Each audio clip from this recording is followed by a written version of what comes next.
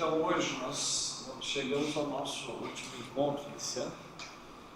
Nesse ano a gente se propôs a ler alguns grandes textos importantes para a gente poder pensar o problema da incidência da noção do sujeito em psicanálise, como o que a gente quer fazer para o nosso próprio interesse, que é como repensar o problema da psicopatologia e da patologia a partir da ideia dos impasses próprios ao sujeito. Então, foi nesse sentido que a gente atravessou esse ano com esses textos que nós conseguimos ler, debater, não? E hoje, como eu havia prometido para vocês, vamos falar de um texto mais importante, se der tempo no final, vamos falar alguns elementos sobre o segundo texto. O texto que vamos aprofundar vai ser além do princípio do prazer,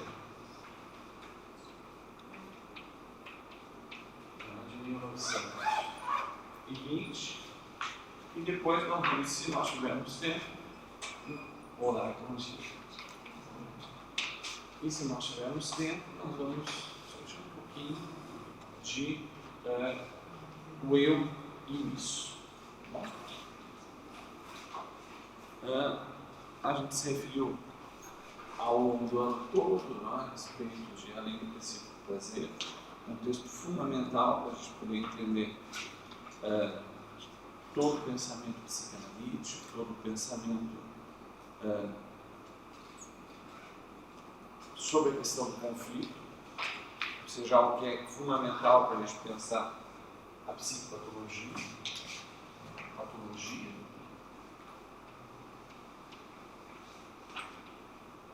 E nós vamos tratar hoje de uma maneira mais sistemática as grandes teses desse texto, que o ano que vem, 2000, completa 100 anos. Ou seja, no ano que vem nós temos, ao longo de todo o ano, vários eventos, várias jornadas, vários debates em todo o campo psicanalítico em torno desse texto fundamental de Freud sobre o além do princípio do prazer, que vai tratar de duas grandes questões. A questão do dualismo, do novo dualismo que ele vai propor, um dualismo entre a pulsão, as pulsões de vida e morte, e o problema da repetição. Claro, tem outras teses que vão junto aqui nesse texto, mas essas são as duas grandes questões e que nos interessam para podermos pensar o problema do sujeito, tal como decorre da psicanálise. Bom.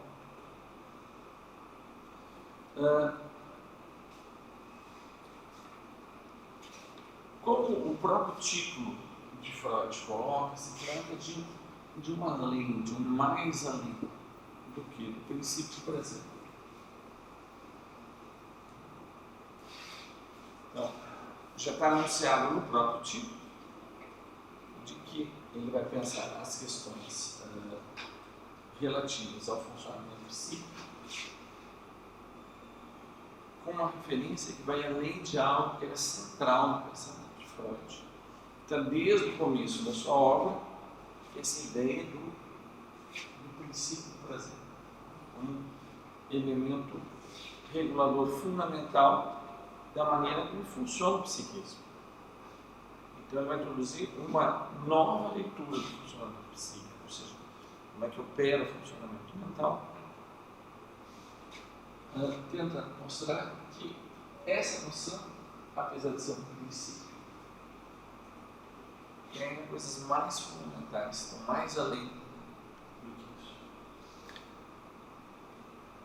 O que vai se expressar nessa tensão entre vida e morte e a questão da repetição.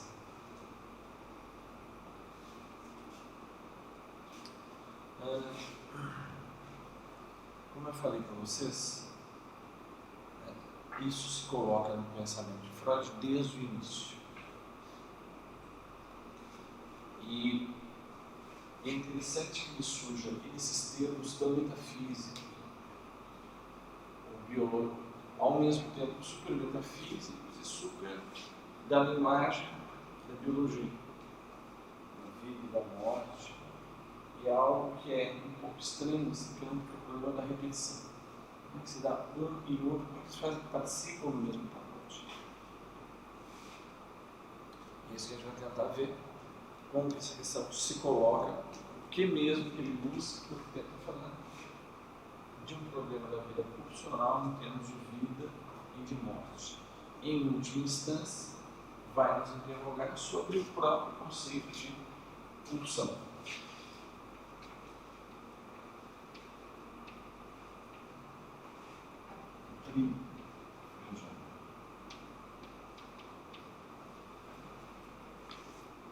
Bom,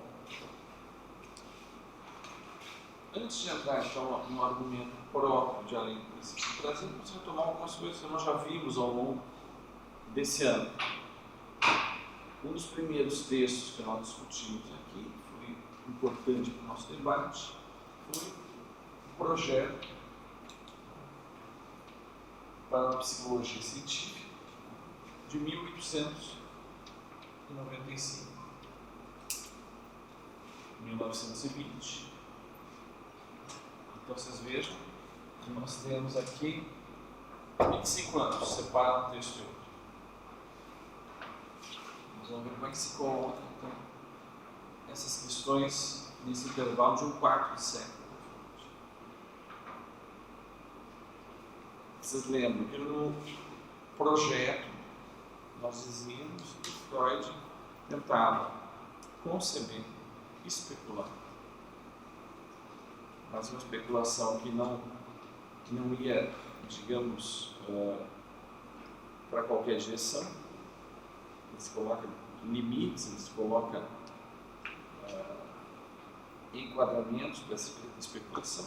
É como deveria ser o funcionamento neurológico, cerebral, para que ele pudesse dar conta dos fenômenos que ele estava, dos fenômenos mentais que ele estava começando a observar com a aplicação do seu método de uma teoria, de uma terapia catártica, também existia. Essa especulação que eu vou dizer. Como é que precisa ser o funcionamento do cérebro para poder dar conta disso? Vocês lembram que vai então se colocar margens naturalistas bem claras, para dizer. Para poder dar conta disso, nós vamos ter que falar. Tudo que a gente falar aqui, nós vamos ter que pensar em termos materialistas, então vamos pensar que o cérebro se organiza através de unidades biológicas, que nós vamos chamar de neurônios. Um projeto de neurônio são unidades materiais biológicas que se organizam em redes. No interior dessas redes vai ter um atravessamento de uma energia, que vai chamar essa energia Q, o QI, para falar da energia que circula no interior do sistema neurônico.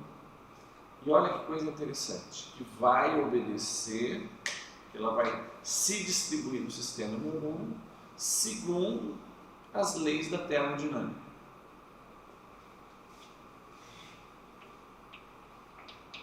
As leis da termodinâmica.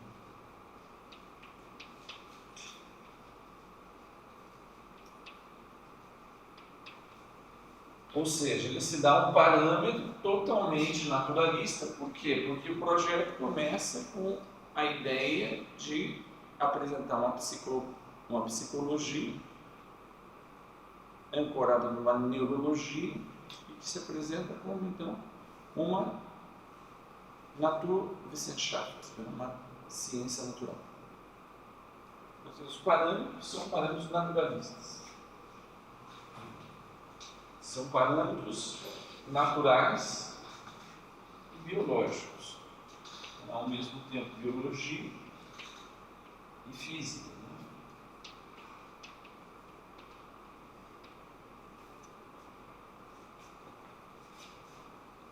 Mas é interessante, então, que ele coloque essa ideia. Então, tem uma matéria é um neurônio, tem uma energia, que é uma Q, e tem leis de circulação dessa energia, que são as leis da termodinâmica. Ou seja, ele se coloca num pensamento da física desde os gregos. E um dos grandes interlocutores de Freud, que vai aparecer justamente quando ele vai teorizar a pulsão de morte, a partir de 1920, vai ser um importante pré-socrático, que ele se refere explicitamente a ele, que é Empédocles.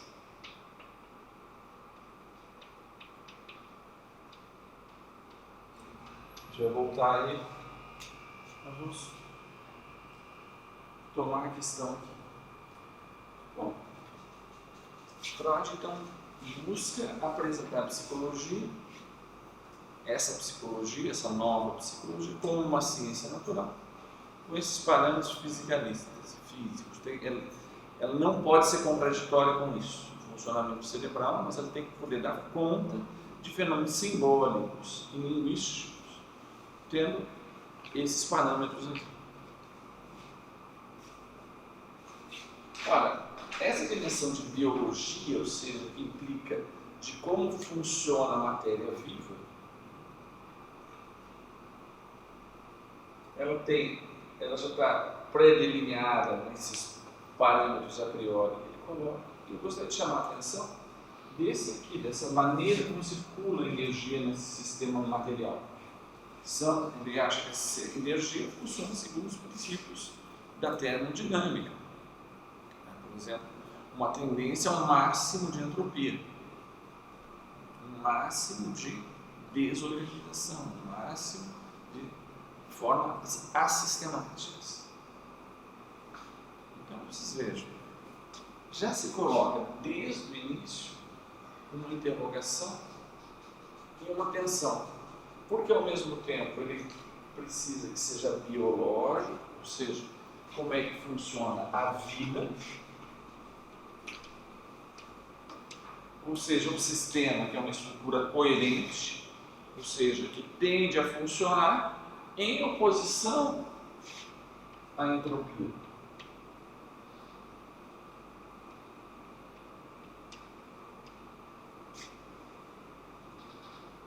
Ele tenta descrever um processo que é vital e que a própria vida, então, tem que ser concebida como sistemas naturais de organização que permitem uma certa autonomia, uma certa continuidade sistemática que se opõe ao máximo de entropia. Faz sentido isso para vocês? Se manter vivo, se manter funcionando de uma maneira vital, quer dizer que você tem um sistema que tem sucesso a se opor à tendência básica da termodinâmica, que é da entropia. O máximo de caos, o máximo de desorganização.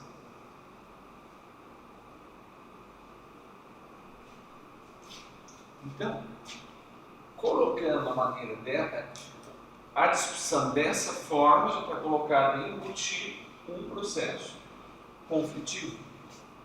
A vida é o conjunto de forças que se organizam sistematicamente, que podem continuar funcionando em oposição, em conflito com uma tendência maior, uma tendência de desorganização, uma tendência de desfazimento do processo vital.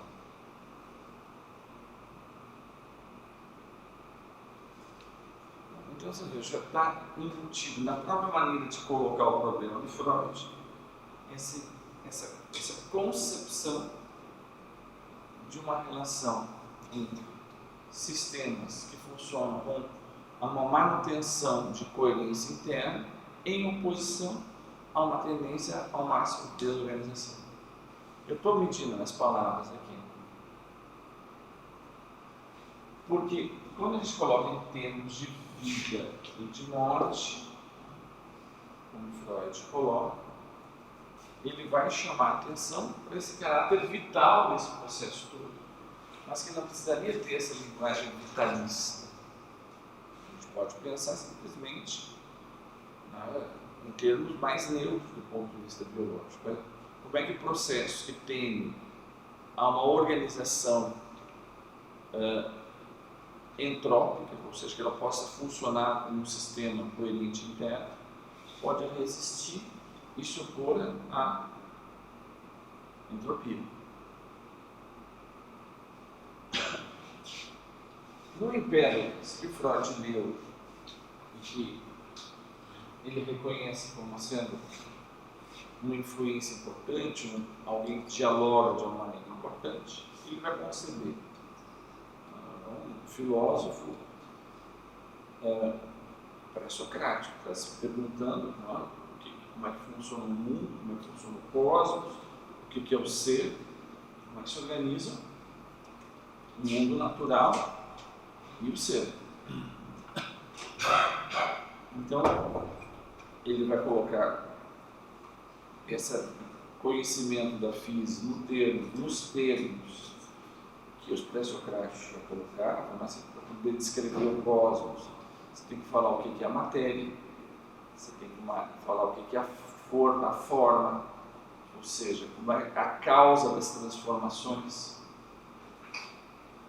qual é a natureza das coisas, não é? Ele inclui essa ideia dos 4 elementos, tudo que ocorre no mundo da física se dá por composição de 4 elementos básicos: a água, o fogo, a terra e o ar, que vão se compor de diversas maneiras. E o próprio Empédocles vai dizer que no mundo físico e no mundo cósmico nós temos que pensar que existem 2 grandes tendências que vão organizar o conjunto do funcionamento do cosmos. Uma que ele vai chamar a filia, a amizade,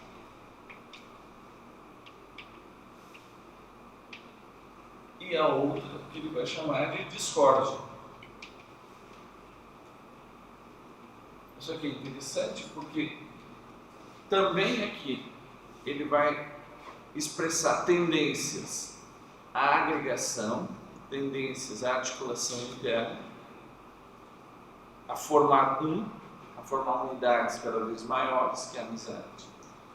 E a discórdia, que tende a justamente introduzir a multiplicidade, tende a produzir a diferença, tende a produzir uma oposição a que algo se transforme num grande todo, num grande que haja diferença interna, que haja ruptura, de modo a que o cosmos seja uma unidade homogênea, mas que ele comporte multiplicidade e diferença. Então, essas 2 tendências, elas não têm um caráter valorativo, elas têm um esforço descritivo. O mundo funciona com tendências à agregação, isso em tensão com as tendências à separação, multiplicidade e desagregação. Aqui vocês veem que não precisa recorrer, como o Freud faz, a uma linguagem biológica de vida e de morte. E em outra, tem um pensamento de processos que, para continuar existindo de uma maneira diferenciada, tem que se opor a uma tendência à decomposição. Mas a própria tendência à decomposição é o que permite que haja diferenciação. Ou, dito em outras palavras, para pegar o pano de fundo freudiano, há uma tendência geral a ceder à entropia, ou seja, ao máximo de desorganização, que os processos vitais deve poder ter algo de sistemático que se mantém com uma coerência interna que impeça a dissolução no grande todo.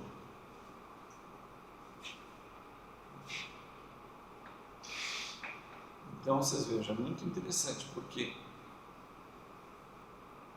se os processos que tendem à discórdia, que tendem à morte, que tendem à entropia, dão as últimas consequências, o que ocorre é um grande todo, é uma fusão no grande todo. Ou seja, as tendências à vida também são, por si mesmas, uma oposição à fusão do grande todo. A vida se opõe a isso, ou seja, tem algo de resistência, tem algo que se opõe a uma tendência maior à difusão. Então, tudo isso é embutido na lógica freudiana. Isso está desde o início. Isso está desde o projeto. Vocês lembram, nós vimos isso, que ele já vai apresentar praticamente no início do texto do projeto de que maneira funciona o neurônio. Ele vai dizer que os neurônios funcionam segundo um princípio de inércia neurônica. Esse é o princípio fundamental do funcionamento, digamos, totalmente ficcional que o Freud concebe como deveriam funcionar os neurônios para que o sistema seja compatível com o que a gente observa na experiência do funcionamento mental, tal como ela se mostra no tratamento catártico. Então, eu vou falar dessa noção fundamental de inércia neurônica.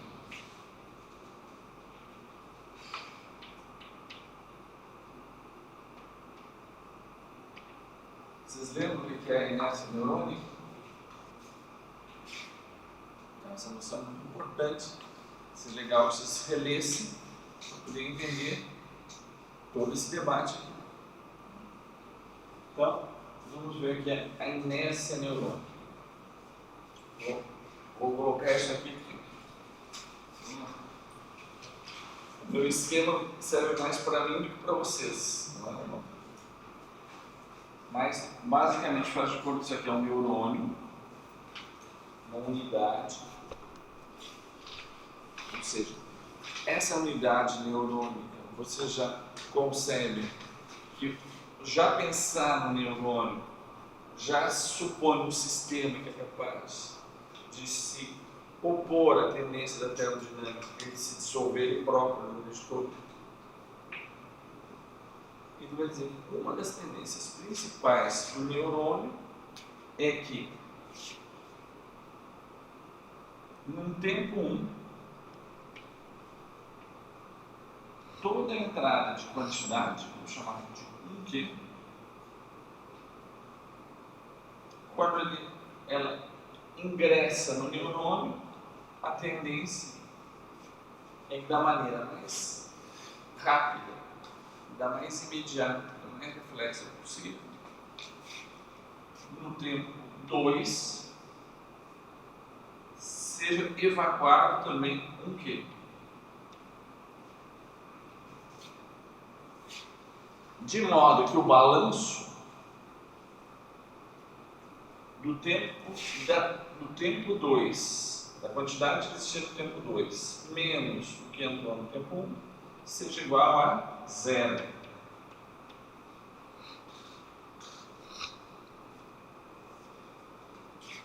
Esse sistema não pode ficar acumulando indefinidamente excitação.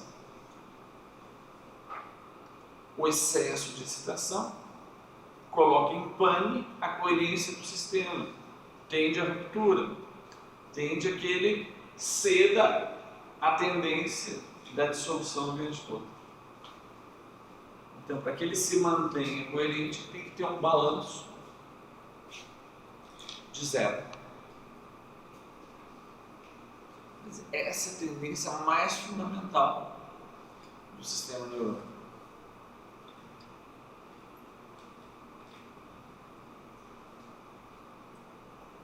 A gente entende a lógica. Se esse sistema começa a acumular muita energia, chega um momento que ele explode. Então, ele deve se manter estável e tudo que entra sai. Bom, o que ele constata, ele está pensando aqui no sistema biológico, fisiológico, é que para que isso possa funcionar,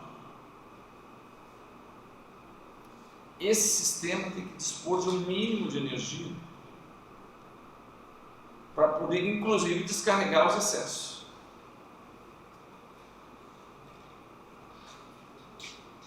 Então, já tem uma contradição interna no próprio sistema. Ele, ao mesmo tempo, tem que ter um balanço de zero, mas ele tem que tolerar uma quantidade interna de energia para poder fazer as operações de evacuação.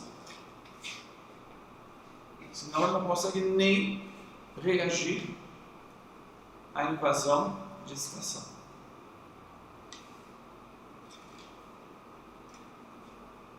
Está dando para acompanhar? Então a gente já vê que tem um conflito no próprio sistema. O sistema, ao mesmo tempo, tem, pela sua inércia, para a sua própria sobrevivência, ele tem que ter um balanço de zero, mas ao mesmo tempo ele tem que tolerar, e é isso que vai fazer dele um sistema vivo, fazer um sistema uma quantidade de energia que permite esse sistema funcionar em oposição à tendência de ceder às leis da termodinâmica, de entender as leis da inércia, as leis da entropia.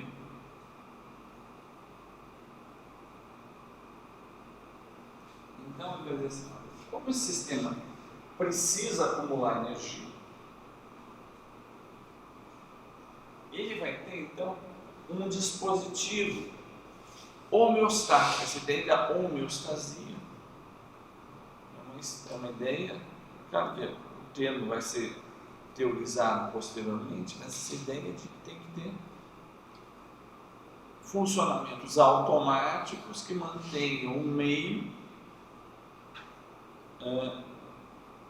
em resistência à tendência de solução. Essa ideia de um equilíbrio homeostático.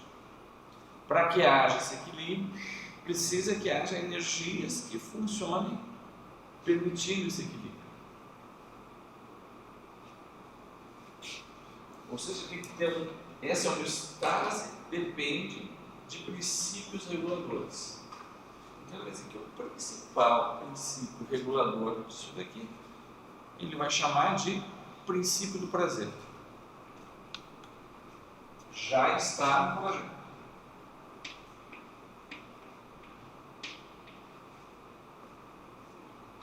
Então, isso aqui é interessante, porque o princípio do prazer, de certa maneira, se opõe ao princípio da inércia psíquica, da inércia neurônica.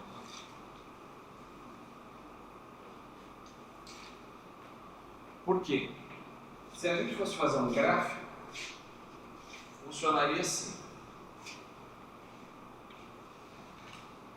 Aqui seria a quantidade de excitação.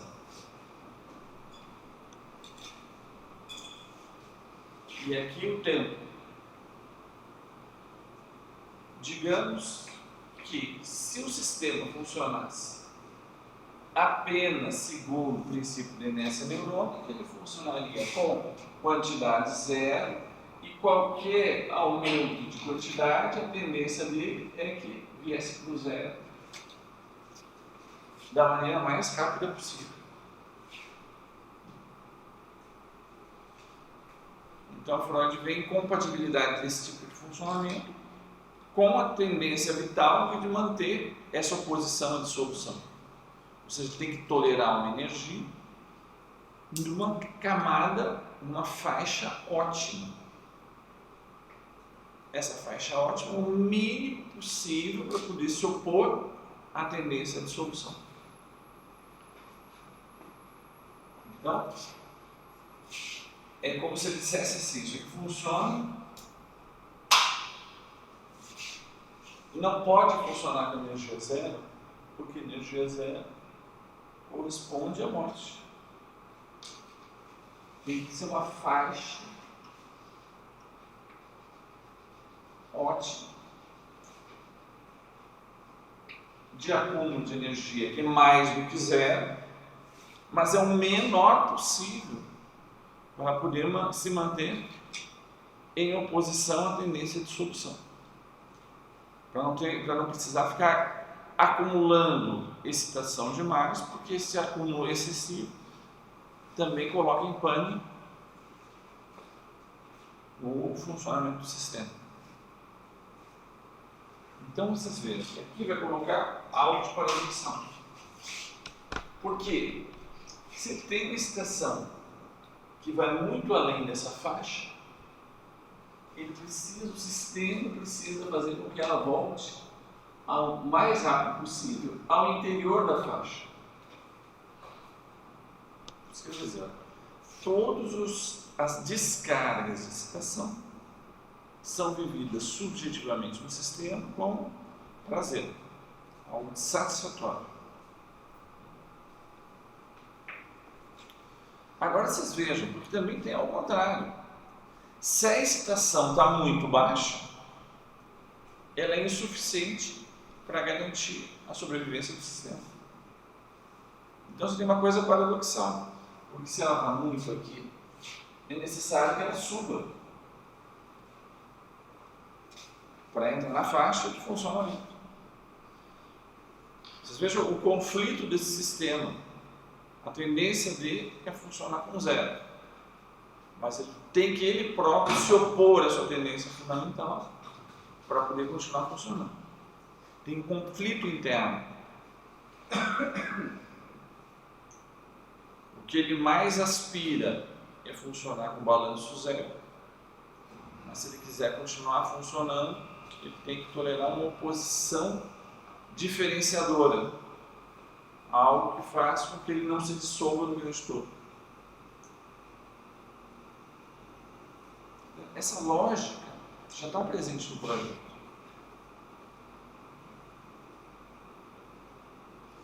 Então vocês entendem como o princípio do prazer, no fundo, é um princípio de homeostase.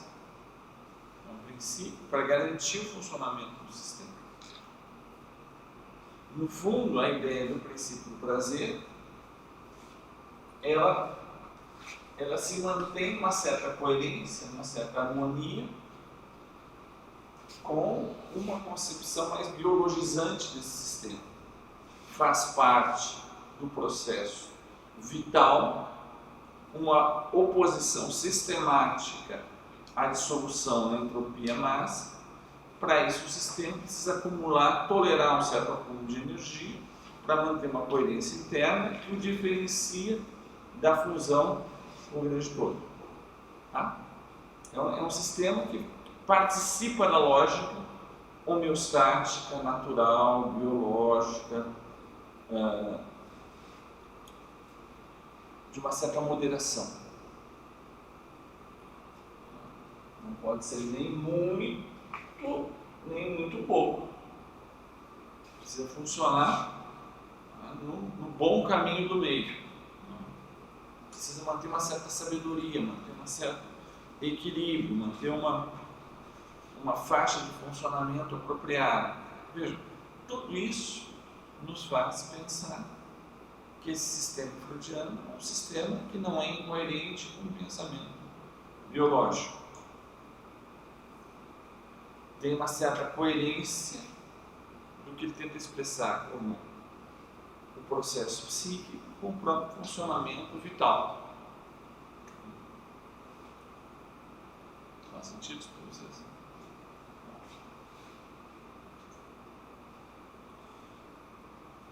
isso vai atravessar a obra de Freud mais ou menos por um quarto de século. Essa ideia de que nós temos conflitos. O humano, ele é um ser de conflito. Só que o primeiro tipo de conflito que ele via era uma oposição entre essas tendências do prazer pelas vias mais curtas, o prazer erótico, libidinal, o prazer sexual, que funcionava em oposição às tendências à manutenção da autoconservação da vida. Tem uma tensão, porque aquilo que eu posso ter a tendência a uma satisfação erótica pode se opor à manutenção da vida. Então, para manter a vida, eu tenho que refrear uma manifestação, uma busca de satisfação muito inconsequente. Tenho que levar em conta os processos vitais para que seja sustentável a minha tendência ao prazer. Essa é a primeira teoria do conflito do Freud. Uma oposição, digamos, estrutural entre a busca da satisfação erótica e a busca da autoconservação. Isso vai ter uma nova forma quando ele introduz o narcisismo, que vai colocar toda essa teoria em desbalanço. Vai dizer assim, mas então a tendência da pulsão erótica se opõe à autoconservação.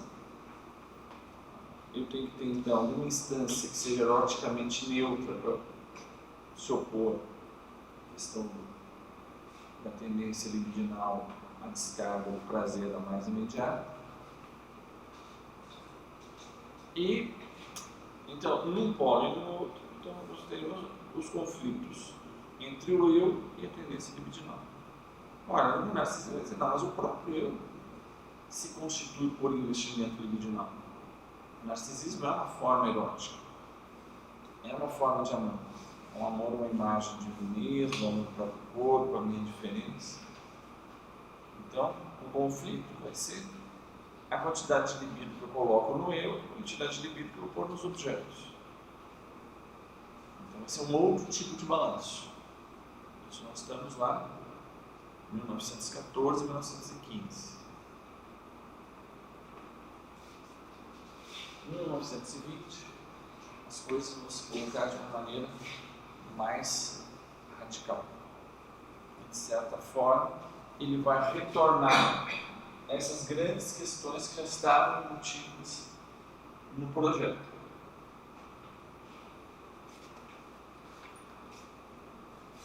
Nós estamos em 1920. A Primeira Guerra começa em 14. Começa um período lá que ele faz a introdução ao narcisismo. Tem em 19, quando ele escreve Das Unheimlich, que é tanta estranheza, o sinistro. Nesse meio tempo, toda aquela região do Império Austro-Húngaro, todo Viena, é uma situação totalmente de guerra, caótica, os consultórios vazios, a inflação galopante. Uma das poucas fontes de pacientes que Freud tinha, aqueles que vinham do front. Ele pega muitos neuróticos de guerra. Muitos que o próprio governo recolhia do campo de guerra para serem reparados psiquicamente, para idealmente voltar para o campo de guerra. Então ele vai ter uma experiência clínica bastante diferente, mas ao mesmo tempo que evocava a experiência que ele tinha com as histéricas lá no começo, no final do século XIX. Num e no outro, ele vai identificar o núcleo da neurose como situações traumáticas, como situações de ruptura.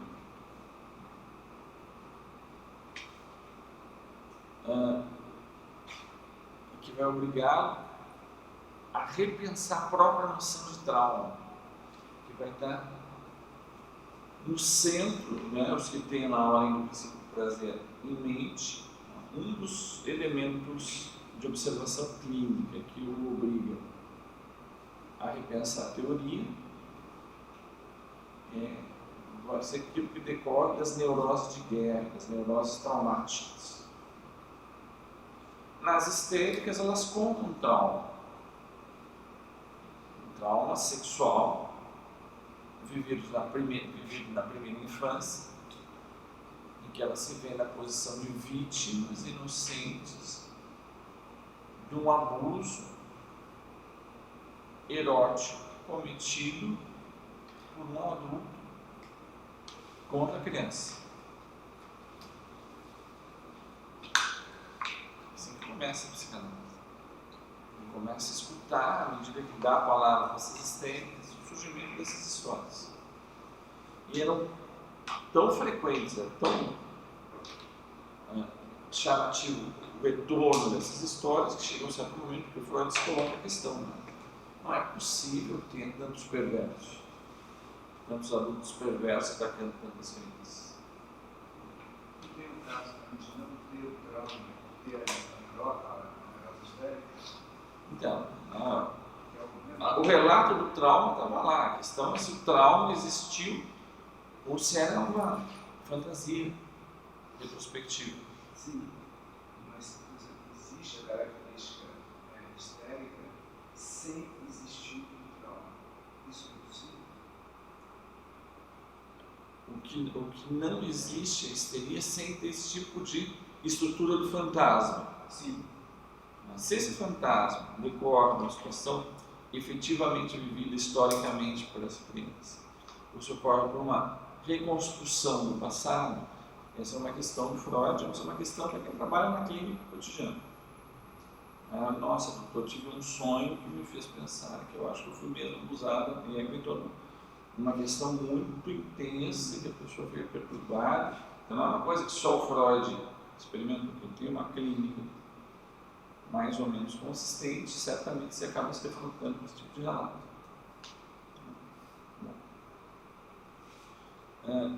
Então ele tinha um trauma, mas que ele diz, esse trauma funciona em dois tempos. Vai ser então o capítulo 2 do projeto, vai ser o caso lá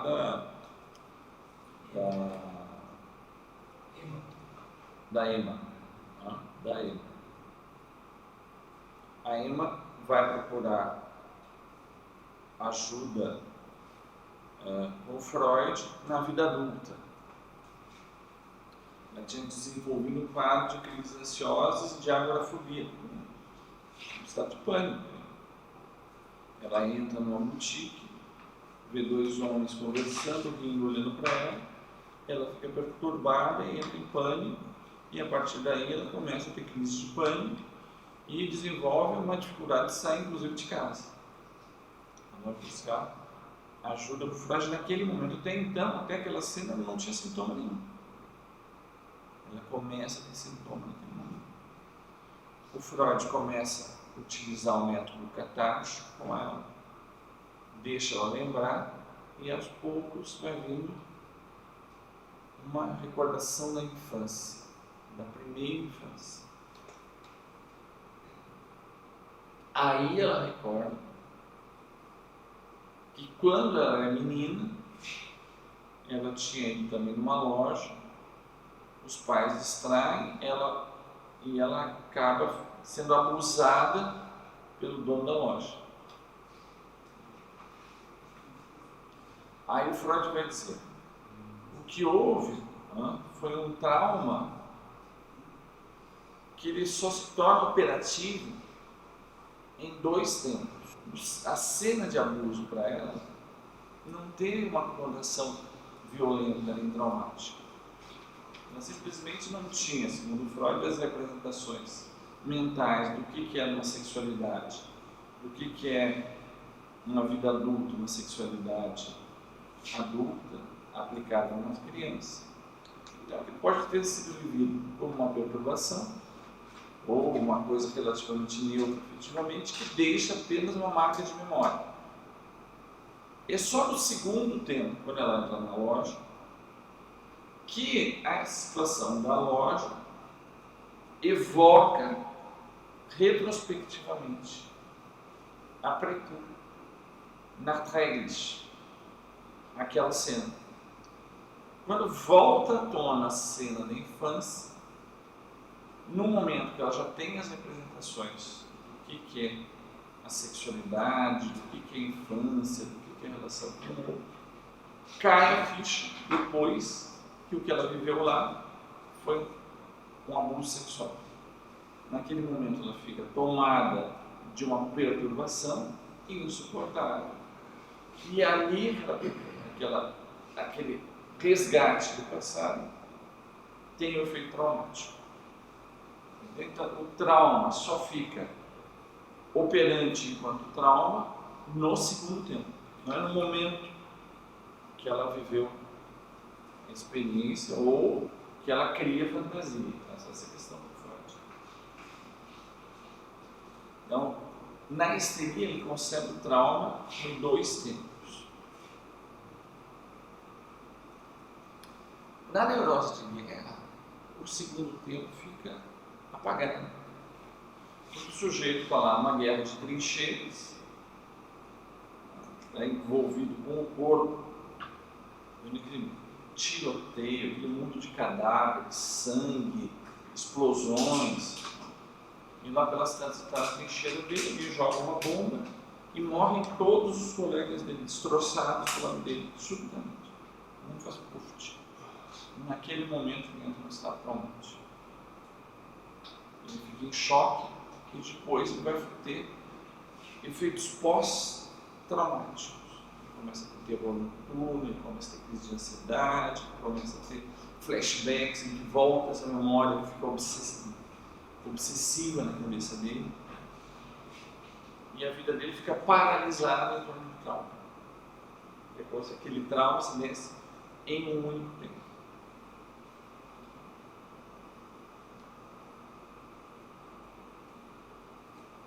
Então, Freud vai fazer uma descrição de qual é a natureza, o que é a situação traumática, como que ela opera. Ele vai dizer assim, a situação traumática, agora eu vou apagar aqui o meu esqueminha aqui.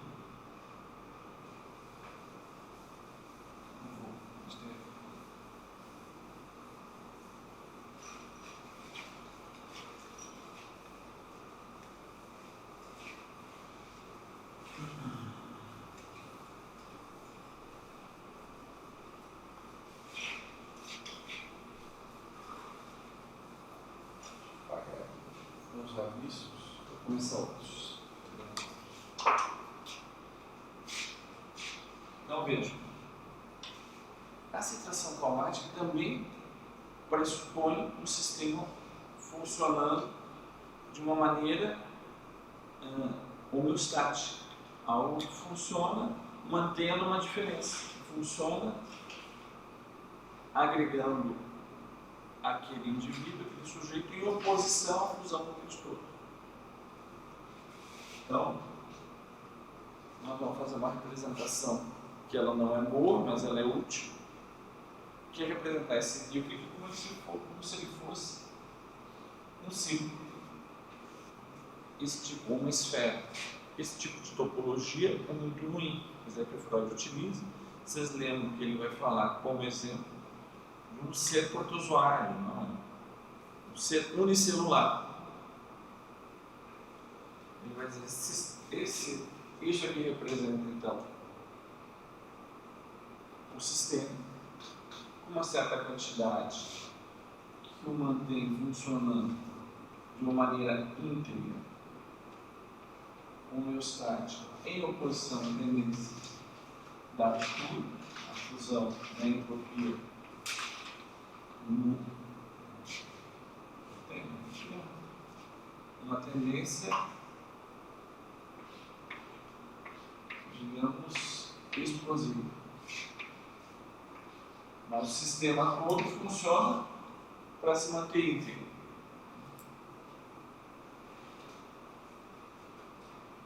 Então, ele diz assim, o que é o trauma? É quando subitamente, de uma maneira imprevista, é o termo que usa frequentemente, é plötzlich, de uma hora para outra, subitamente, pá, tem uma ruptura na borda do sistema, uma ruptura que desintegra a capacidade do sistema de se manter coerente. Ou seja, uma parte do sistema começa a vazar. É essa metáfora que ele vai usar ainda no princípio do presente. Começa, ou seja, a coerência interna rompe.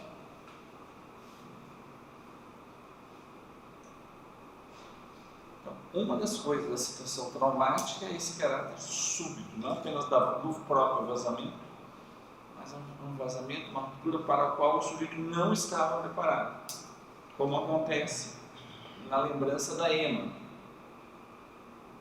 Ao passar no tempo da vida adulta algo que evoca algo para o qual ela não estava preparada para se defender. Que aquela lembrança teria para ela um caráter chocante na hora que cai a ficha da significação. Ou seja, Freud já havia falado que para o sistema se manter coerente tem que ter anteparos. Tem que ter um sistema de para-excitações, uma espécie de couraça que o protege de uma exposição muito direta às tendências da ruptura do sistema. Faz sentido? Ele vai dizer ao próprio sistema neurônico, aquelas células neurônicas que estão mais expostas na camada exterior, elas tendem a calcinar, elas tendem a funcionar como anteparo, uma casca grossa, para evitar que vai ter um outro sistema de proteção que vai derivar da experiência primária da dor. Vocês lembram da experiência primária de satisfação? Que cria lá a coisa e uma representação do que seria os indícios do objeto do desejo. Ele tenta reconstruir. Isso é o esquema básico do desejo, mas ele fala também da experiência primária de dor. Em algum momento o sujeito tem experiência da dor, da infração, da ruptura. Quando ele tem a experiência da ruptura, ele vai ter esse mesmo, digamos, inscrição na memória, vai ficar um traço, vai ficar uma marca de que aquele tipo de situação leva a algo que me causa desprazer, a algo que me provoca ruptura, que desorganiza o sistema. Então, assim como o sistema vai se lançar para o mundo em busca ativa de indícios, de fragmentos do objeto da satisfação, ele vai ativamente se lançar para o mundo em busca de indícios daquilo que causou dor. Quando ele começa, ele tem algum indício de que aquilo que foi traumático no passado pode dar presente, ele vai dizer, isso vai ser a segunda teoria da angústia. Esse sistema de prospecção vai mandar um sinal. Esse sinal é o sinal de angústia.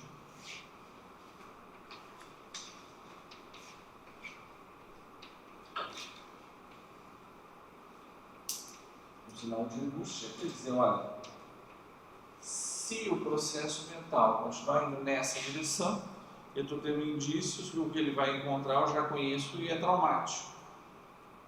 Então, eu vou mandar um sinal de inibição, ó. É perigoso, não vai por aí. Ou seja, a angústia é uma espécie de reconhecimento do indício traumático. que faz o sujeito refreie a sua tendência de ir naquela direção.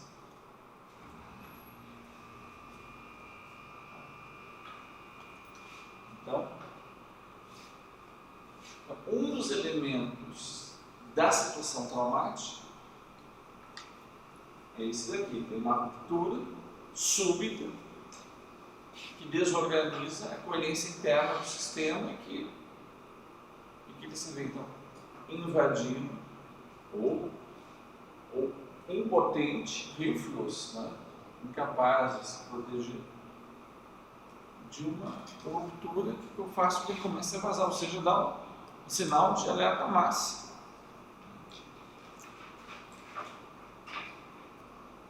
Freud vai dizer que o afeto que corresponde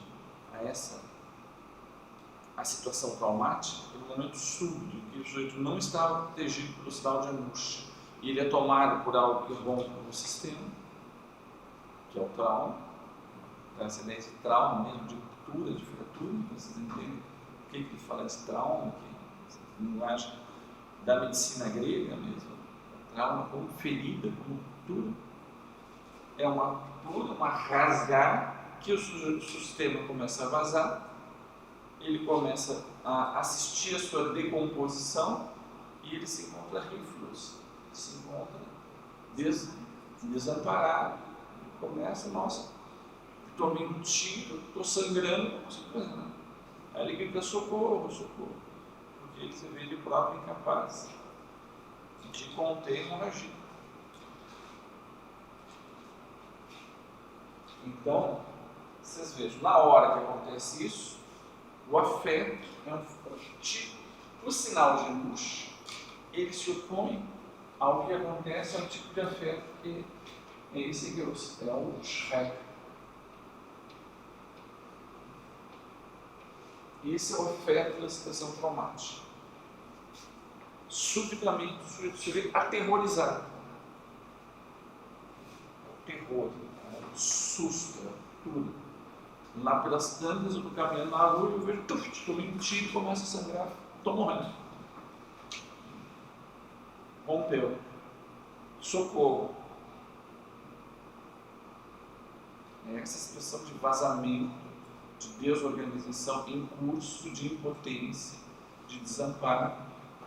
Então, o Freud vai dizer explicitamente no Inibição do Sintoma e Angústia que o homem se defende da Schreck através do sinal de angústia. O sinal de angústia indica que, se for por aí, vai levar para a situação traumática.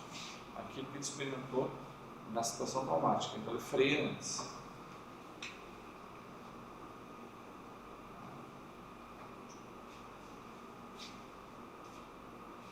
Mais uma vez que aconteceu isso, estou andando na rua, estou lá, aí levo uma bala perdida, atravessa a minha barriga. Essa se transforma na urgência das urgências.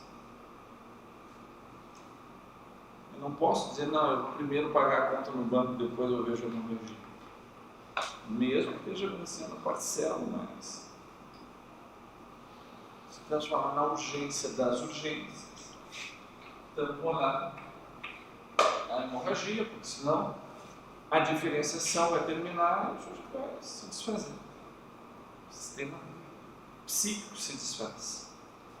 Então, diante da situação traumática, se coloca uma urgência de restabelecer uma diferenciação, restabelecer um funcionamento que opõe à minha tendência de me deixar dissolver na entropia fundamental. Eu me defendo como eu posso na situação traumática. Essa dissolução seria, em termos psiquiátricos, a loucura? A loucura já é uma tentativa de se virar com isso. Não é? A loucura já é uma tentativa de colocar algum tipo de ordem em algo que se rompeu. Delírio é o Freud diz, já é uma tentativa de cura. O sistema do mundo perde a sua significação, tudo desaba. E a loucura, então, já é uma tentativa de reorganizar um mínimo de ordem, um mínimo de significação. Mas vocês vejam, então, lá onde fura, lá onde traumatizou, e é isso que Freud vai ter uma situação muito paradoxal da relação subjetiva com o trauma e com a reação ao trauma. Porque se nós funcionássemos apenas segundo o princípio do prazer,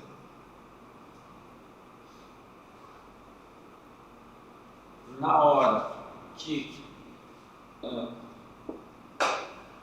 conseguiu conter a hemorragia, a tendência é esquecer isso e vida que segue. Isso é tão desprazeroso, não tem interesse em manter isso na minha mente. Só que a clínica mostra o contrário. Que não é assim que o sujeito funciona. Que, ao contrário, ele fica obcecado por aquilo que já terminou. Ele fica atraído, ele fica siderado. Um planeta que fica siderado pelo Sol, ele fica andando em torno daquilo. Uma galáxia que fica sendo absorvida pelo buraco negro. Não consegue seguir mais a sua própria direção, tá? Orbitando em torno de algo que, se funcionasse pelo princípio do prazer, ele tenderia a abandonar. Só que não.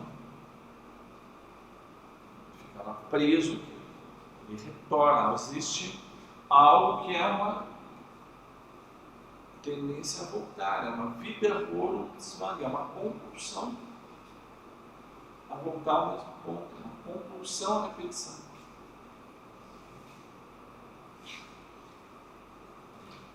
E mais, o que o Freud vê, e isso deixa ele mais perturbado ainda, ele começa, que segundo a teoria dele, na hora da hemorragia, a tendência natural seria estancar a hemorragia. Só que ele vê que tem processos psíquicos que o sujeito encontra uma satisfação paradoxal em se ver sangrando. Seria o gozo da teoria do Lacan? Seria o gozo na teoria do Lacan. O Lacan vai criar a noção de gozo para teorizar a noção de morte. Então ele diz, não, mas então tem algo de contraditório, porque a pulsão ela não é necessariamente algo que está a favor da vida.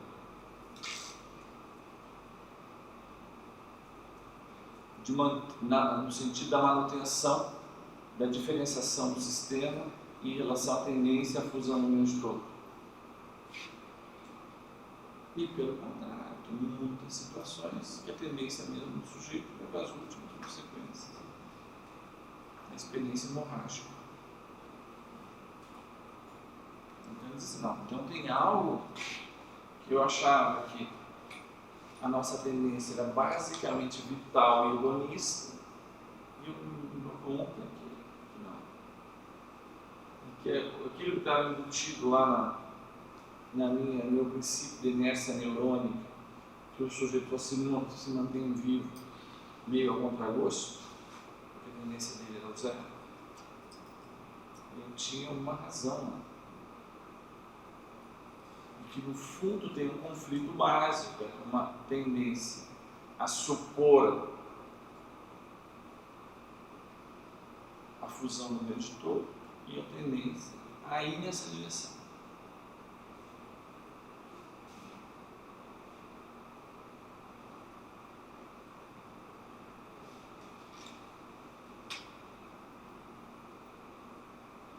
Que justamente, então, aquilo que no Império funcionava com tendências opostas, mas que funcionavam em composição, amizade, discordância, e começava a observar os fenômenos que estavam tentando dar conta.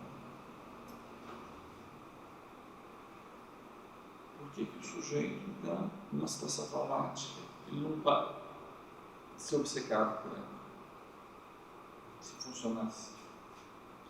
Porque aqui na minha experiência analítica, é justamente na hora que ele está perto de resolver a questão dele, tem uma recrudescência do sentimento de culpa, de uma autossabotagem, do retorno das questões mais novas, porque ele tem, então, uma reação terapêutica negativa. Na hora que ele fez todo o percurso, na hora agora eu vou me libertar, aquela é mais perigosa para que ele passe ao ato, algo que vai fazer mal, vai destruir. Por que o sujeito engana? Então, Freud achava, no início, ele pensava em termos de que o princípio básico é um princípio hedonista, um princípio do prazer. Ele achava que o sadismo era primário e que o masoquismo era uma apropriação das tendências do sujeito de tirar satisfação de uma parte do sadismo usado com crescimento. A partir daí vai se colocar então o problema econômico do masoquismo. Mas sabia que o masoquismo não é secundário. Para surpresa dele, ele vai pensar que há um masoquismo primário, que é essa tendência fundamental.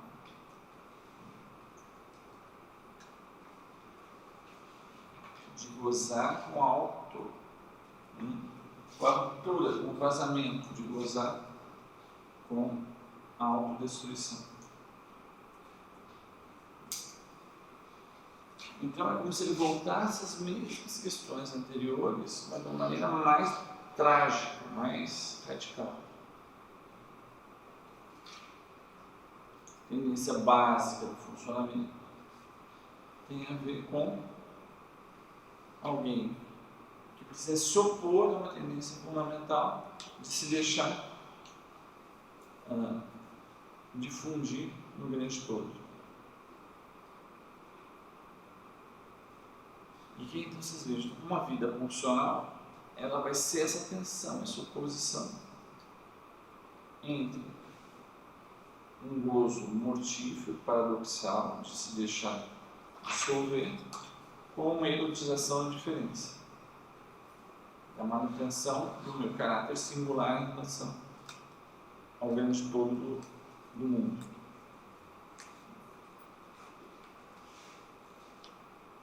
Então, vai ressituar a teoria conflitiva dele nesse ponto. Bom, agora vocês veem que isso tem consequências, aí a gente volta para o nosso problema inicial. Como então essas questões vão incidir no campo do sujeito? Como que elas incidem no campo da patologia? Que é o nosso ponto central. Eu vou pegar então esses minutos finais para a gente retomar então essa reflexão.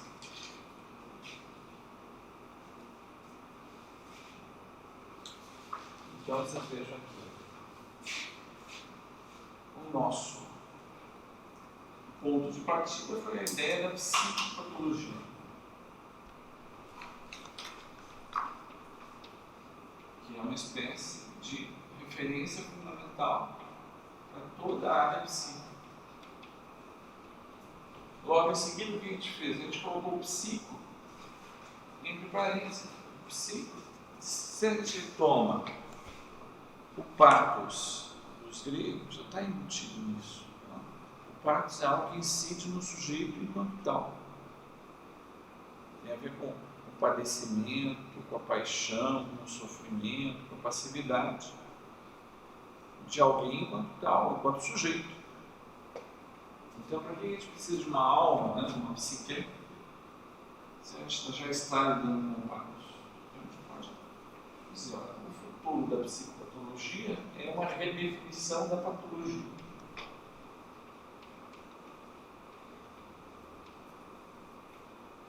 Agora, na versão médica da patologia, pelo menos na versão que vem do século XVII por cá, a patologia, o pathos, é patológico, é o mal. Ele traz sofrimento, ele traz prejuízo, ele aproxima da morte. Então, se eu aproximo o pathos do mal, do sofrimento e da morte,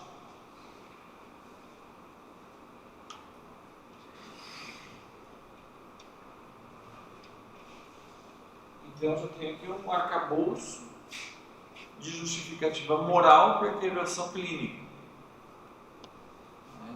A intervenção clínica, qualquer que seja ela, se justificaria pelo combate ao mal, pelo combate ao sofrimento, pelo combate à morte.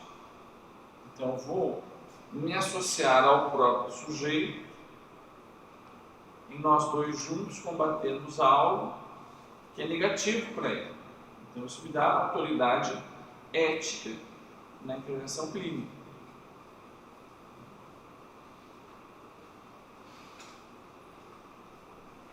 Tanto que vocês pegarem, por exemplo, um dos eufemismos que a gente usa hoje no campo da saúde mental, é falar de um psicótico como um sujeito em sofrimento psíquico. O campo, como ele sofre, eu trago esse mal que eu sofri.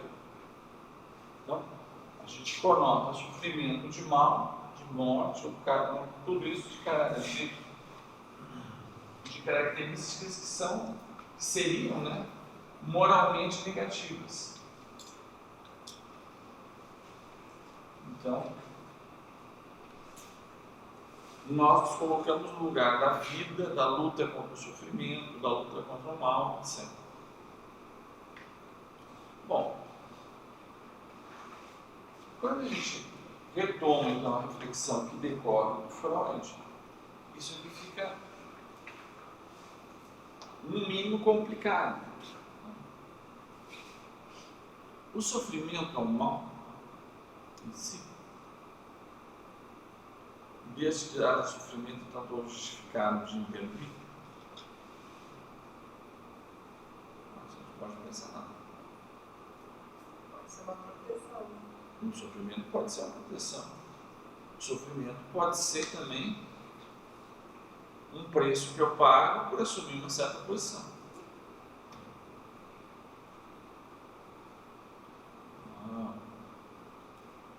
O sujeito que se opõe ao bloco dos contentes vai pagar um preço de sofrimento.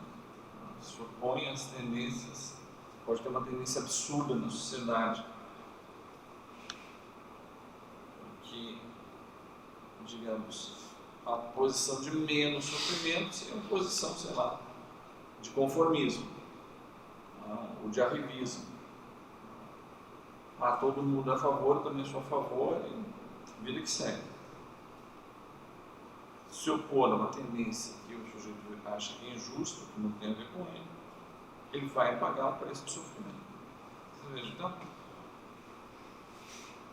o sofrimento em si é uma justificativa frágil moralmente.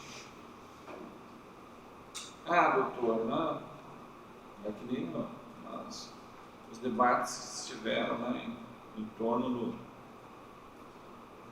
desses elementos que dão origem a essas classificações psiquiátricas contemporâneas. Onde é que eu vou botar a homossexualidade? Não, mas a homossexualidade não é doença. Não, mas se tiver, a solução foi, se o sujeito tiver uma homossexualidade egocintônica, ele está bem com a homossexualidade, não é transtorno.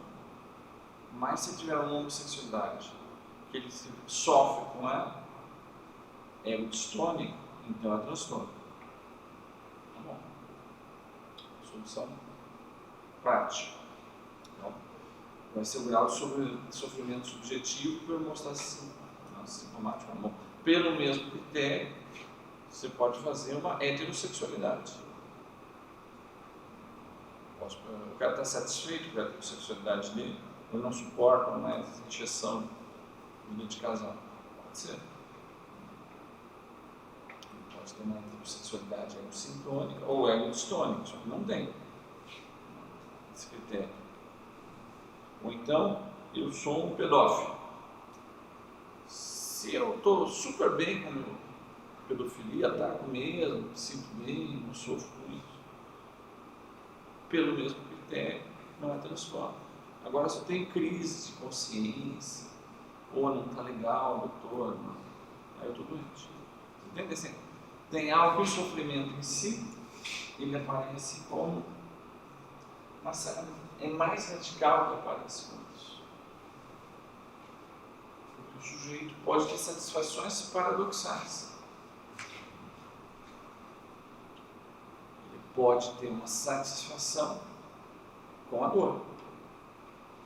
Ele pode se queixar de uma situação clínica, não porque ele quer tratar, não porque ele quer curar, mas que ele quer ter acesso à condição legitimada de doente. Quero ser visto como doente. Quero ser visto por todas as benesses que vêm secundário para ser doente, por exemplo. Tem outros que têm uma posição masoquista. Eu preciso da dor. Eu preciso da punição. Eu me exponho a situações que não vou fazer nada. Ele vai aparecer no campo clínico. Ele pode aparecer com uma situação que, do ponto de vista fisiológico, é uma desvantagem para ele. Mas que, do ponto de vista subjetivo, ele tem gozo por aquilo. Então, o Freud ainda vai colocar a justificativa moral do tratamento que ele faz em termos diferentes.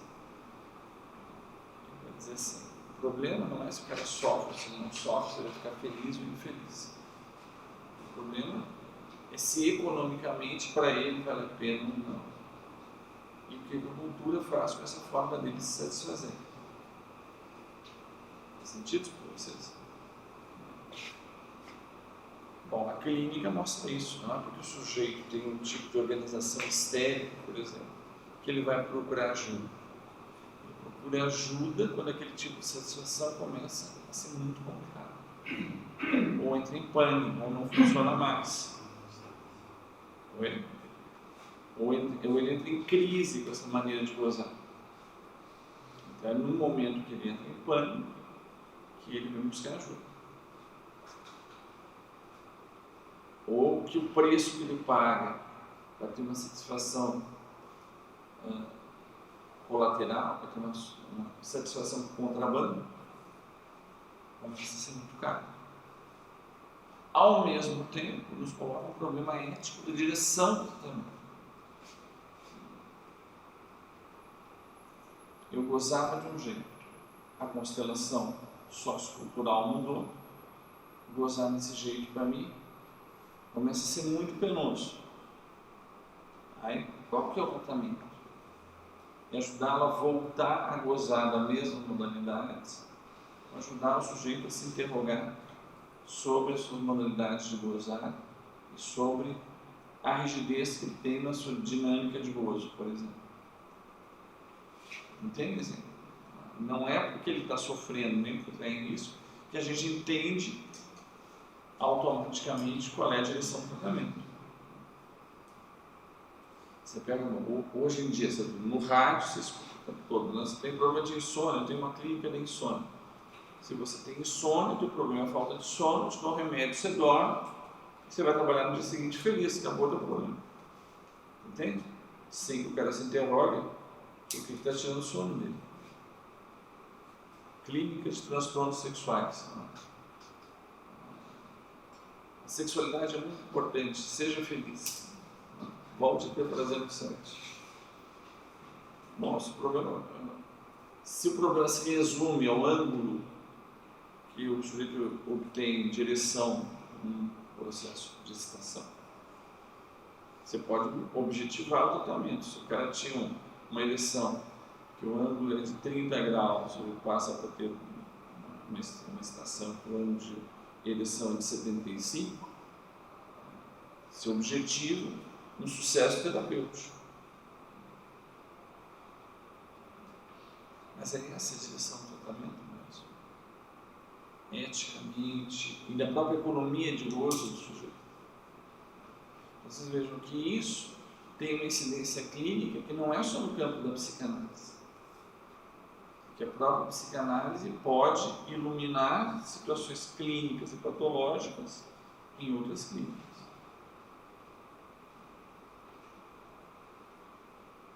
Um sujeito que tem insônia, a definição do mal dele é simplesmente dormir ou não dormir. do ponto de vista pragmático, pode ser, do ponto de vista subjetivo. Se a gente pega todas essas questões, isso nos obriga a repensar o próprio campo da patologia, da psicopatologia. Então, aqui só para... É claro que a gente tem muito mais coisas para dizer sobre além do princípio do prazer. Sobre a questão da introdução da pulsão de morte, o tipo de concepção da subjetividade dos seus impasses que decorrem desse texto, o que vai acontecer depois. Mas o objetivo aqui é pelo menos tentar trazer para vocês que tipo de releitura, um texto como esse nos obriga a gente pensar o nosso problema de fundo, que é mesmo a patologia. Que tipo de direção do tratamento que ela nos implica eticamente e clinicamente, não apenas para a psicanálise, mas práticas clínicas em geral. Tá bom, gente, eu vou parar por aqui, vou deixar vocês fazerem comentários, perguntas. Vocês ficam